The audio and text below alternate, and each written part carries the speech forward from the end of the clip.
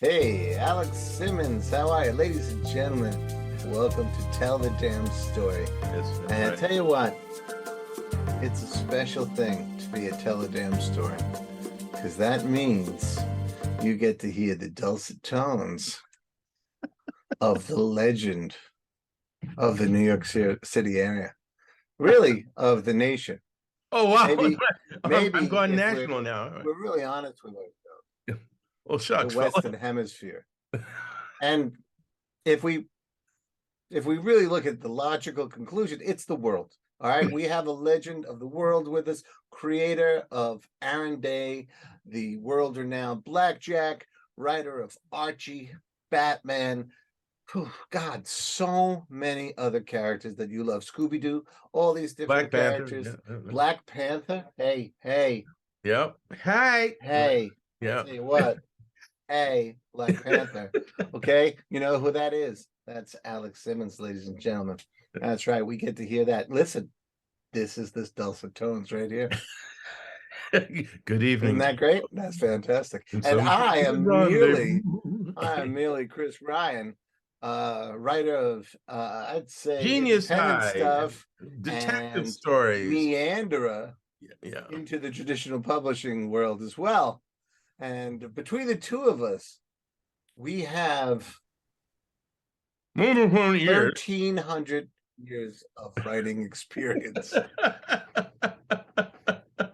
We Remember really what it was have. like writing on those tablets with the chisel? I'm telling you, Alex proofread those, Yeah. but we really do have decades and decades and decades of writing experience in very different situations, and we bring all that to bear to try and share with you our experience, our lessons to make your way easier as you go to tell your damn story. Yes, Isn't that's that right, Alex? Yes, we do that. We do that. And by the way, folks, every week, almost every single week, I get an intro like that.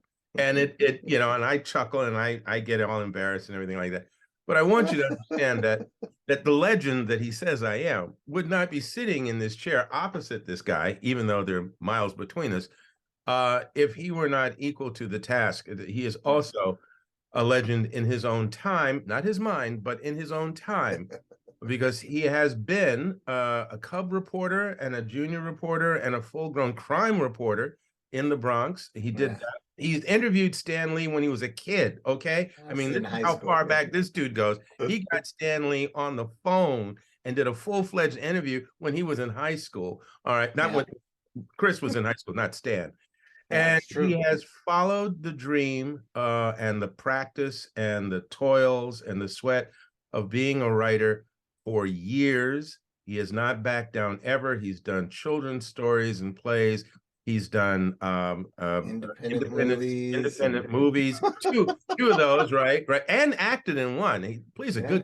I've acted in a few. I got nominated. Shut up! I'm complimenting. This is my time. This is my monologue now here. Yeah, bro. And he's written detective novels. He has written stand-up comedy routines for comedy groups. Chris Ryan. And here's one that we don't talk about a lot because it's a sensitive area. But Chris wrote a book called A Simple Rebellion. Oh yeah.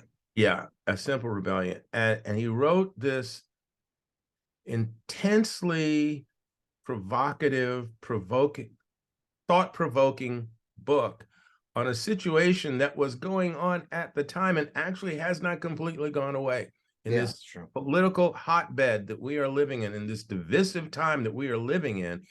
He wrote a fictional book that was so steeped in factual principles, actions, deeds, as well as speculative. Where could this go if this nonsense doesn't stop? He went into the belly of the beast to do the research on that, and he did it well. And so that book is out there. So from genius high, supernatural, special powers, teenagers, to deeply thought-provoking political, not humor, but well, it started as a dark. It's a black comedy. It's a dark comedy. Yeah, But all the stuff kept coming true. yeah, yeah. It wasn't as funny as he thought it was going to be because it was so close to the truth. Progressively scarier. But that did speak, that spoke to the visionary that you are. It spoke to the amount of work that you did. So I repeat, whatever he may have said about me, I still hold him in high regards as well. That's very nice. I appreciate it. And we kind of are having fun complimenting each other, especially for this episode because it's May, and May is Mental Health Awareness Month. And we got to talking about mental health and writers. And we said we should really do an episode. And then we very cavalierly said, well, say that 6 times fast. Yeah. I used to be able to speak. We said, we'll do some research. And then I did. And I just want to read one fact as the reason why this episode is so important.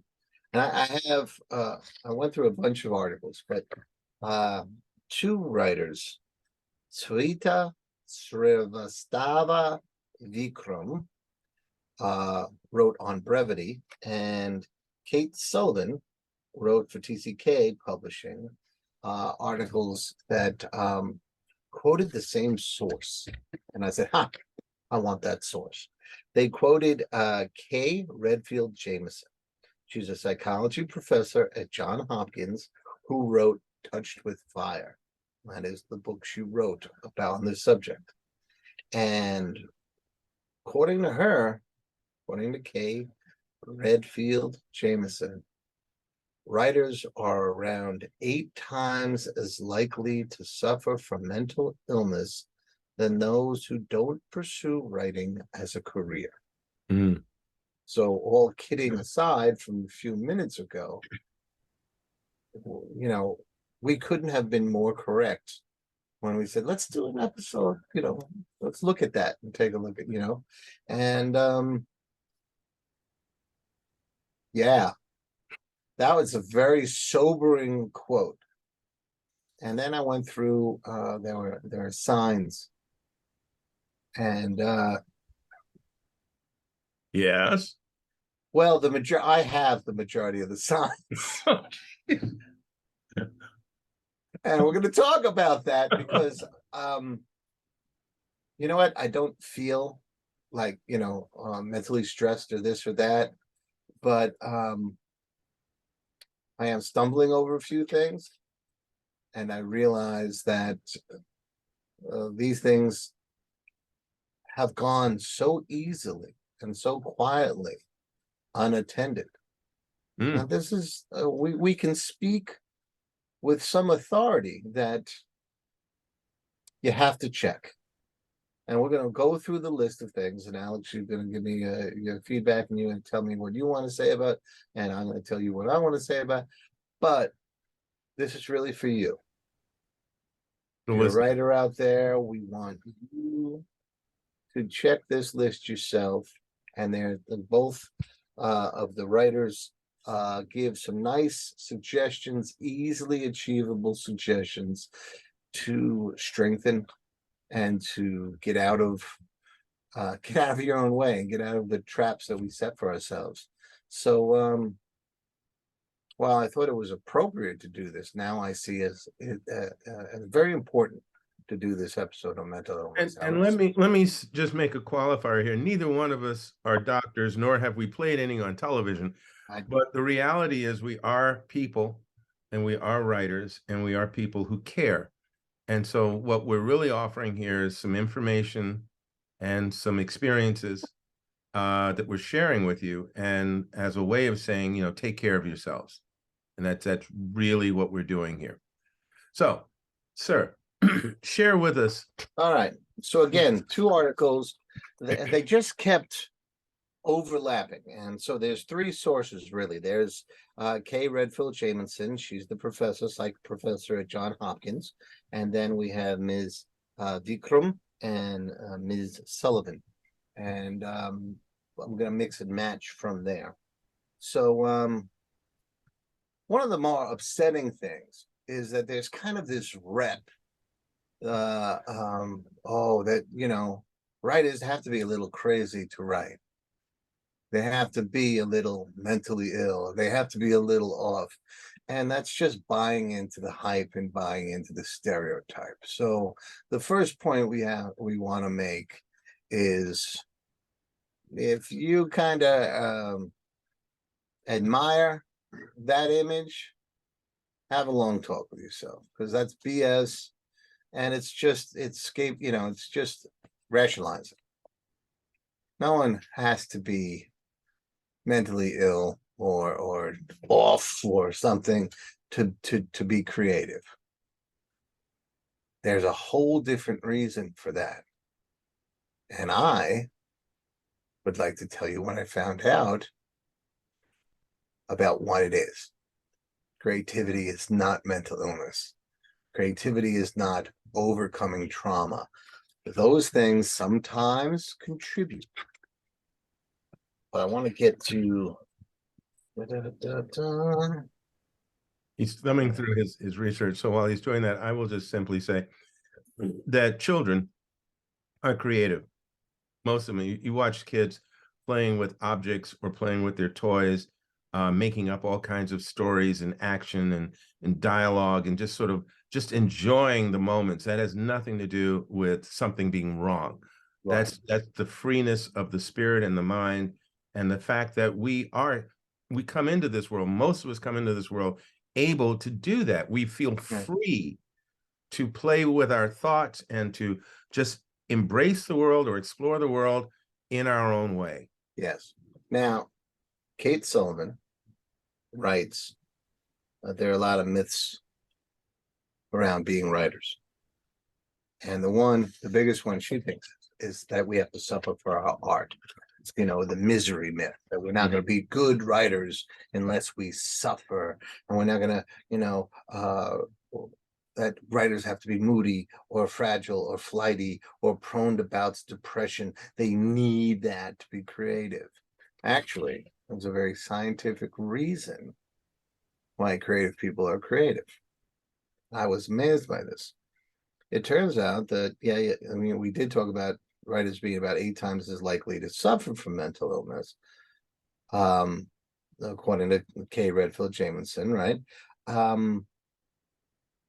But that's not because of creativity. Creativity comes as part of your neurology.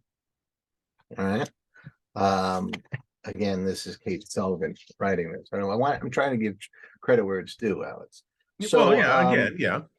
So she points to studies that have shown that people, that in most people, the right precunesis, I probably said that wrong, is part of the brain that is responsible for coming up with ideas. For most people, it only fires up a few times a day. And that's fine. That's how everybody functions. That's how the majority of people function, right? But writers and other creatives, that area of your brain fires up all the time.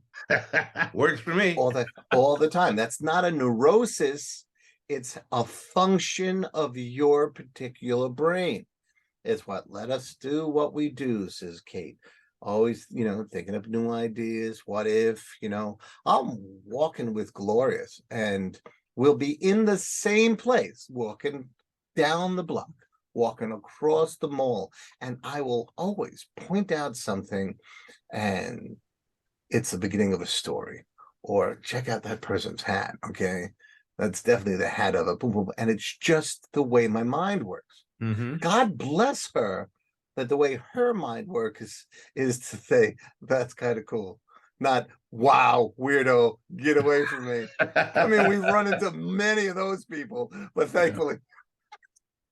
Yeah. So the thing you have to understand is that it's not mental illness, it's the way your brain works. And really, creative people, they can't shut it off. Like, I'm left-handed. I can't stop being left-handed. It's just part of who or what I am. Besides being gorgeous. No, For those of you who are watching this show on video, you already know about that statement. Yes, they're all like, God, at least he knows it, is brave enough to admit it. All Yeah, right, yeah, that's so exactly what they're thinking. Yeah.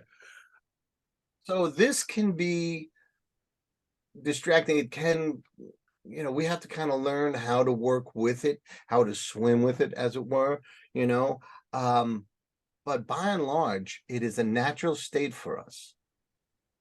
However, there are many other states or elements that are part of writing that are not natural for us. Alex, one is isolation. Hmm. You know, and I know. When it comes to writing, it's to quote Richard Price, who said to me one time, look, here's what you have to face. Writing is ass in chair. It's all by yourself, pounding out the story.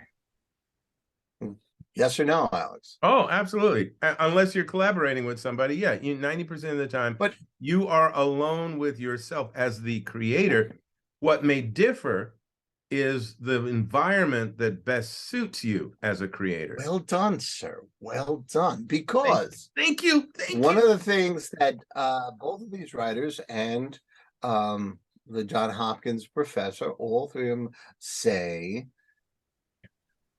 the tendency to be like, what if you're watching on YouTube or whatever, this is the den that I work in, and it's mostly knickknacks and books, right? And close the door once in a while, a dog comes in, but for most of the time, I can spend hours and hours and hours in here writing. And Alex, you have a place like that too. Yep. Yep. But what they suggest is to break that, not always do that. If it's your writing time, then make sure you have something planned with other people later on. Or do an Alex Simmons. Because like I said at the beginning of the show, Alex Simmons is a legend. And he does the right thing because innately he's a hero of our time. Alex, what is one of the things that you do writing-wise that I don't hear in this room? Well, I'm hoping I'm about to give the answer he wants to hear, because we didn't rehearse this, folks. No, we never do. I get out and I There find you go, other brother. places to write. There's Yes. a diner in my neighborhood that I've gone to for years, and I can Yeah. sit there at any one of the tables and with a cacophony of noise around me Yeah. and conversations and all of that becomes I don't like to use the word white noise. No, but all that becomes ambient sound, Right. and energy for me. Yeah. But I'm not a part of that. Right. It's a cocoon of a different type, and I'm in that world that I'm creating on paper or on my keyboards.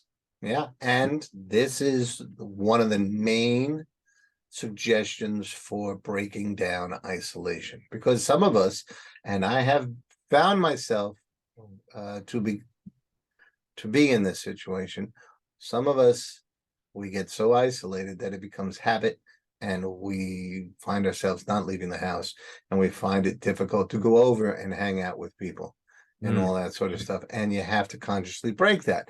And one of the simplest ways to do it, to start to begin down that path, is the Alex Simmons method. Go to, like you said, a diner or a park or coffee shop. My wife is always pointing out there's a mall near us, and there's one of the fewer and fewer bookstores, but there's a Barnes and Noble there, and there are a couple of tables and chairs outside of it, and there's one or two tables in Barnes and Noble. You just sit there and write, It's like, yeah, me and all the grad students. But I will find a place where I go. There used to be a great coffee shop that had wonderful English breakfast tea. And you get a mug, and it was very funky. They might be playing Santana, and they might be playing Jimi Hendrix, and they have beanbag chairs and couches and little desks there. I was like, that's gonna be my place. And then they closed the place down. Not only that, but they tore the entire building down. They're like, whoa, we no, you don't get to hang out here. Not a brick of this place. Yeah. Strike that one from the block. So, yeah. Watch yourselves, ladies and gentlemen, and keep an eye out on isolation. Okay. When you're writing, and this is tied to another thing later on, if you get stuck for a plot point or whatever, use that as an excuse to take a walk. Mm-hmm. And that's not just to the kitchen. I did that for the last year or so, and I've got these pounds to lose now. Go out, walk the dog a little longer, or just take a walk, if it's a little breezy, Go put a go coat walk your on, neighbor's dog if you don't have one of your own. Yeah. just go out, take a, Yeah. stretch them.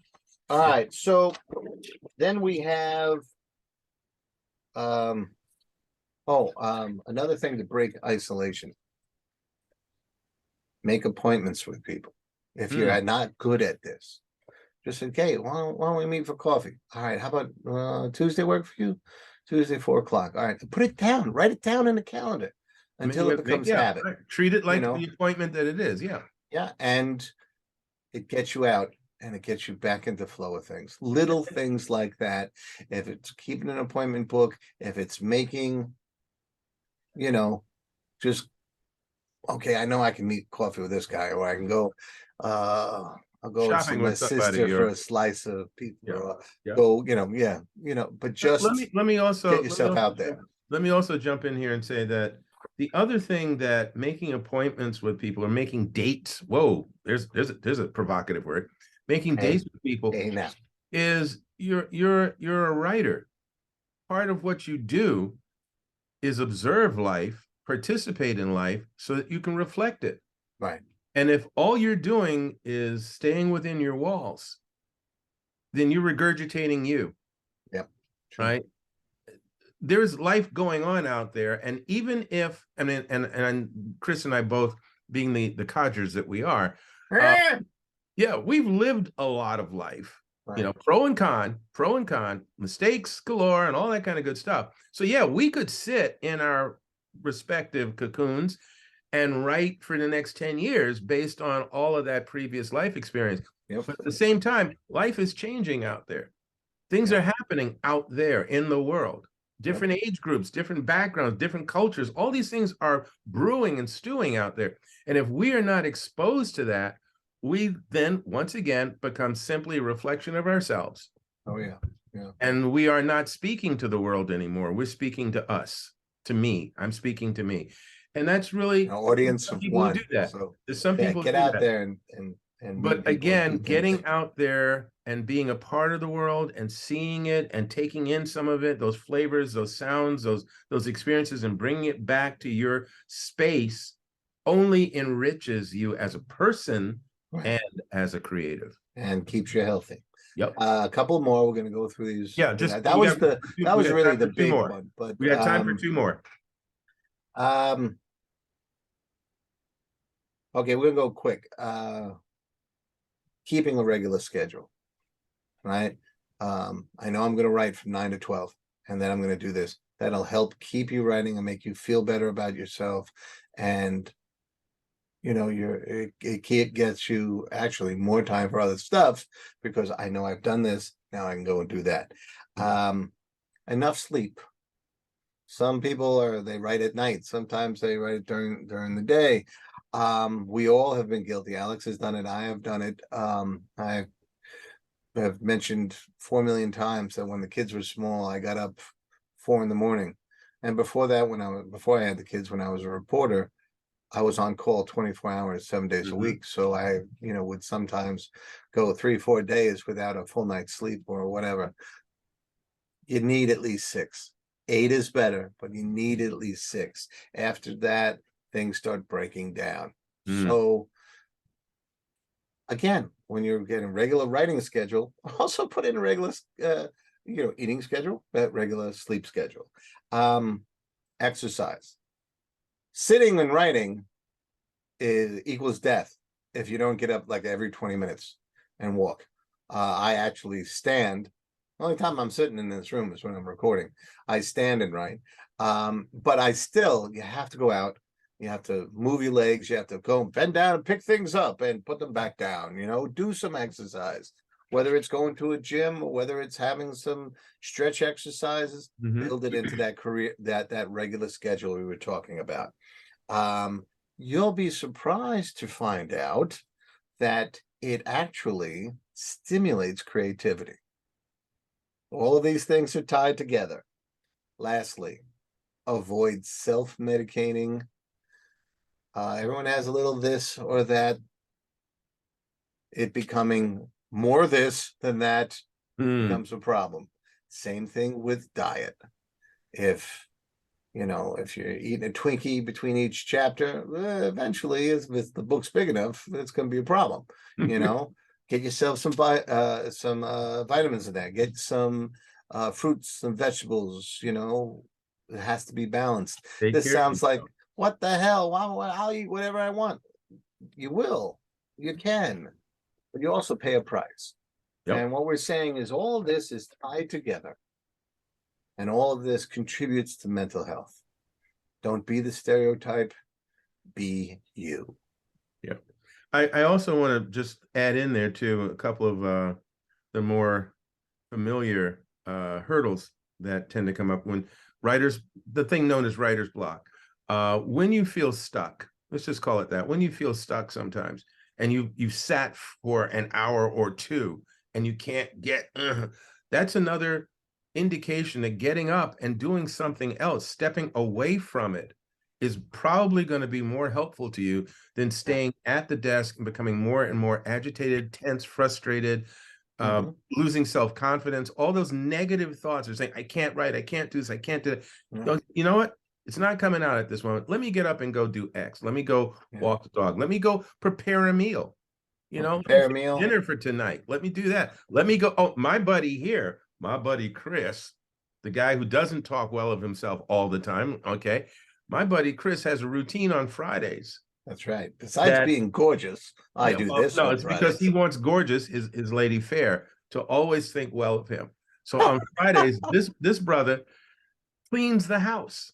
Yeah, I love it. I love it so much. I love it You know, because while I'm doing it, I put some music that I like and I clean and I think about the things that didn't go right or the challenges, the writing challenge. How do I solve this? When am I going to get the time to write that for that deadline? What am I going to do about publishing Soul Scream? And boy, the bigger the challenges, the cleaner that house gets. Right. Yeah. I have the wonderful pleasure of going to teach other people about writing. And sometimes what happens is the trip between my house and the school that I teach at, life is happening. From the moment I get on the train here to the moment I get off the train there, life is happening all around me. All kinds of things are coming in and going out of my observational pool. And so that's filling me up with information. I get there, and because I teach in a place that has an international body of students of varying ages and cultures and persuasions and life choices and things like that, once again, this is wonderful cornucopia, variety of input and things that challenge my perceptions or inform me in different ways and keep me happy to be alive and to work out challenges, because I know that there's a reason why, as you pointed out at the very beginning, Chris, some of us, we have this mind that works that way, and it's not a curse, it is a blessing. And if you can enjoy it and enjoy life at the same time, it is a wonderful treasure, to be able to see the world and to be able to turn around and share that with people. I still have a great time when I talk to kids, young kids, because there's a little kid in me that hasn't quite gone away. Right. And I can look at stuff the same way they're looking at stuff and go, yeah, well, if you do this, and they're laughing and I'm laughing because we are enjoying those moments. And as writers, that gives us maybe not even the material that we're going to write about, but it gives us an appreciation of those moments, which stimulates us in a very positive way. It makes us happy to be there and alive and breathing and in the middle of something pleasant. And then we can go sit at our desk or sit in the coffee shop or sit wherever the hell it is that we're going to do our writing and do that and reflect life in a more authentic and honest way, in a healthier way for us. I agree. All right. And on that note, happy May, Mental Health. Happy May. Get your mental health together, bro. Right. And I know we came out of, a couple of years of really, really stressful, times and all that. So you deserve even more to take Right. care of yourself. So please do. Yeah, because you- we were kind of forced into all those elements, and now All those cocoons. right? overcompensate. Well, because habits start, and Yeah. Yeah. so you have to break them down. So All get right, out, ladies and get gentlemen, out, I hope folks. that was helpful. If it was, let us know in the comments below. If there's specific questions, topics you'd like to suggestions? see, questions you'd like, Yep. you want to just talk about how glorious Alex is as a legend Or of the how world, remarkably wonderful wait Chris is. in the Yeah. comments. There you go. All right, Take all right, care, man. Chris. Peace. Everybody. Thanks.